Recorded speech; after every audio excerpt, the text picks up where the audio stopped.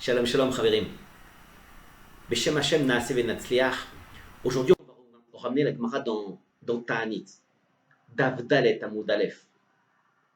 La Gemara nous explique et nous dit que trois personnes ont demandé une bakasha, ont demandé une demande à Kadosh Baruch Hu. Deux personnes ont été répondues, une personne n'a pas été répondue.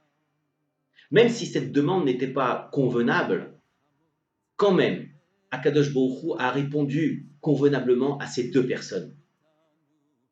Les trois personnes, la Gemara nous dit, c'est Eliezer, Eved Avraham, le serviteur de Avraham Avinu. Quand il est allé chercher Rivka, la femme de Yitzhak, il a demandé sur le chemin, il a dit comme ça: la personne qui va venir et qui va me dire je donne à boire à toi et à tes chameaux, ce sera elle, la femme de Yitzhak, que je prendrai. La Gemara nous dit que la demande n'a pas été convenable, parce que si maintenant la personne était boiteuse ou elle était borne, comme Akadosh Baruch Hu, il aurait répondu convenablement. La deuxième personne, c'est Shaoul ben Kish, Shaoul HaMelech. Il a fait une demande à Akadosh Baruch Hu et il a dit: la personne qui va tuer Goliath, je lui donne ma fille. Qui s'est présenté? David HaMelech. Et il a tué Goliath. Il s'est marié avec la fille de Shaoul. Les Khamim disent: et si cet enfant, David HaMelech, aurait été un mamzer, il ne peut pas être roi à la place de Shaoul, c'est pas possible. Quand même, Akadosh Baruch Hu a répondu à Shaoul convenablement. Et il lui a envoyé David HaMelech. Et le troisième, c'est Iftach HaGeladi. Iftach HaGeladi, c'est un chef des armées.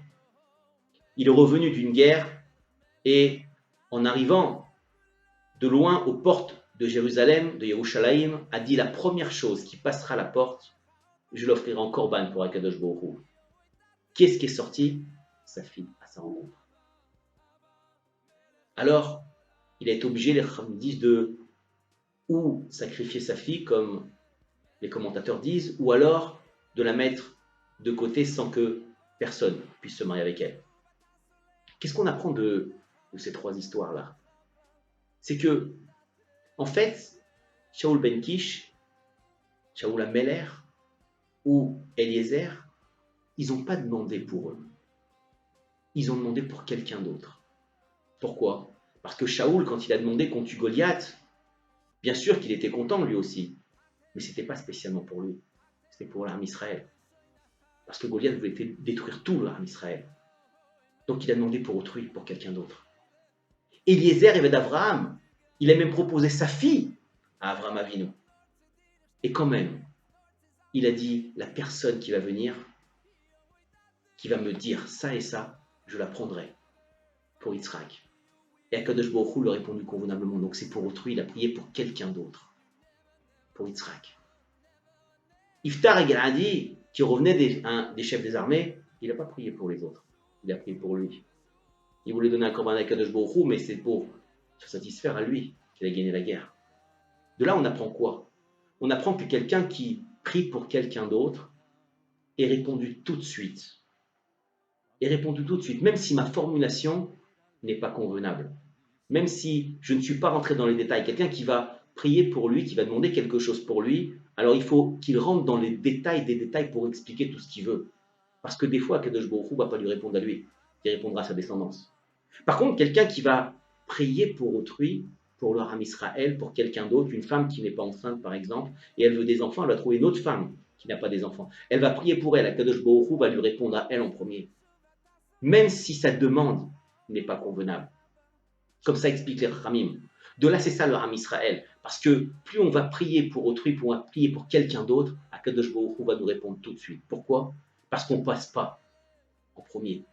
On s'est annulé devant Akadosh Baruch Hu. Et on passe la demande de mon ami, la demande de mon chaver en premier. Le fait que je passe la demande de mon chaver en premier, alors c'est comme si je m'annulais devant Akadosh Baruch Hu. Akadosh Baruch Hu dit: puisque toi tu t'annules et tu demandes pour quelqu'un d'autre alors que toi tu as le même problème, je te réponds en premier.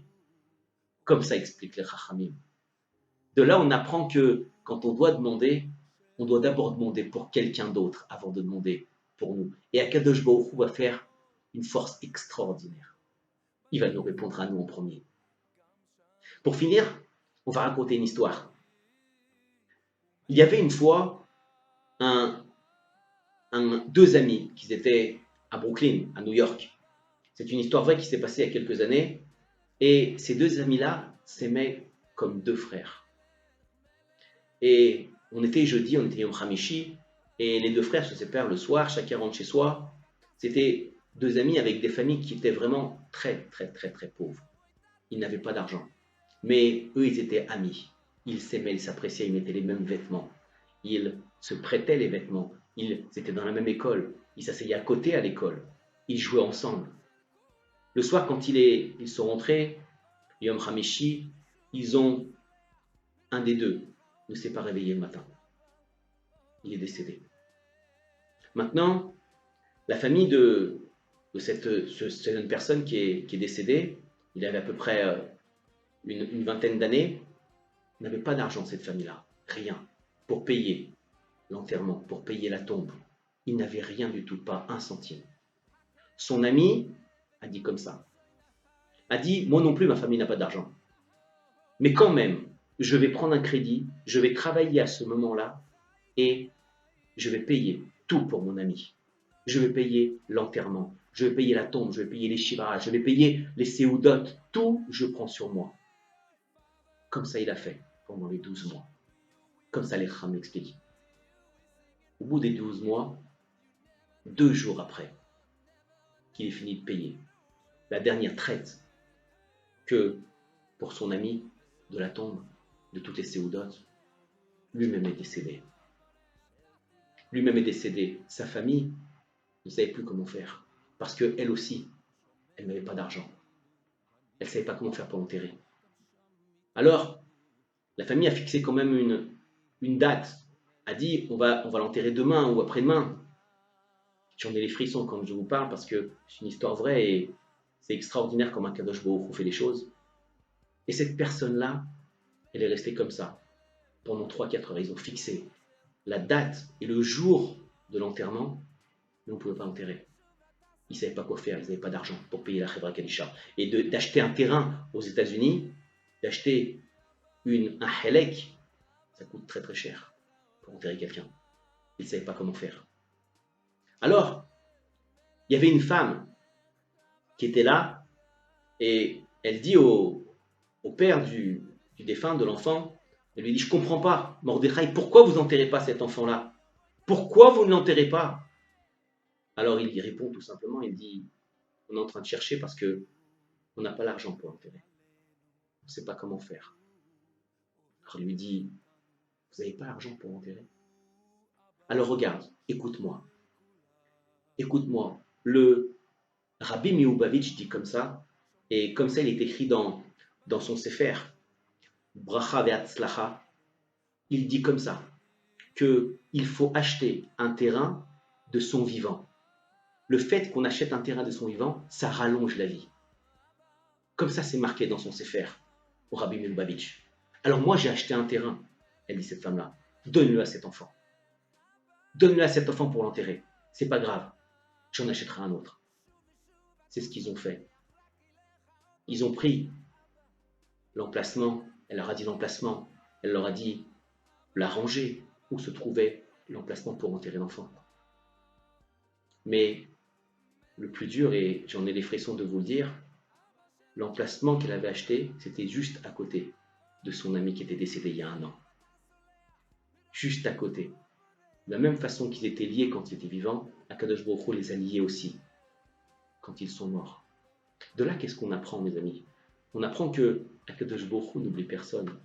Ces deux personnes-là n'étaient même pas Shomer Shabbat, mais ils avaient un amour du Ham Israël. Ils avaient un amour entre eux, un amour d'aider les gens, d'aider les rabbanim. Ils adoraient les rabbanim. Ils les regardaient, ils leur embrassaient la main.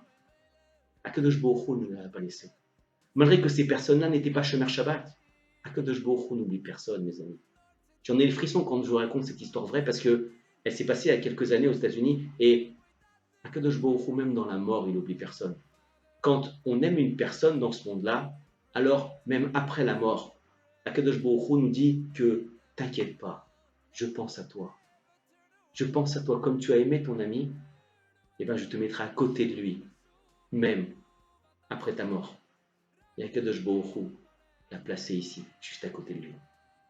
Ça veut dire qu'on comprend que qu'Akadosh Baruch Hu n'oublie personne. Il est là pour aimer le Ham Israël. Et même quand la personne est décédée, alors il travaille encore à Akadosh Baruch Hu pour elle.